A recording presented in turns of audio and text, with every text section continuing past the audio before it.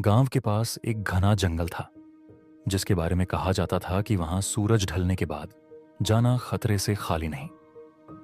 उसी गांव में सुहानी नाम की एक लड़की रहती थी। सुहानी अपनी खूबसूरती और मधुर स्वभाव के लिए पूरे गांव में मशहूर थी।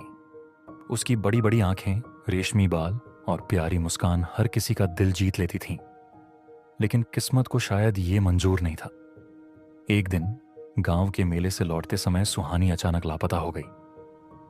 पूरे गांव ने उसे ढूंढने की बहुत कोशिश की, लेकिन वह कहीं नहीं मिली।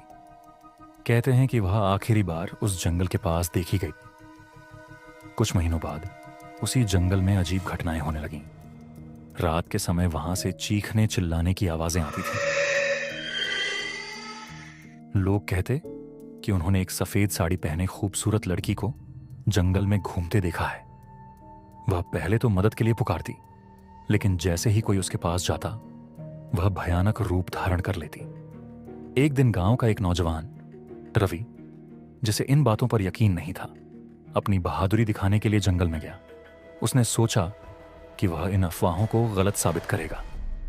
लेकिन जैसे ही वह जंगल के बीच पहुंचा, उसे एक लड़की की आवाज सुनाई दी। बचाओ, मुझे मदद चाहिए। रवि ने देखा कि एक खूबसूरत लड़की पेड़ के नीचे बैठी है। उसकी आंखों से आंसू बह रहे थे।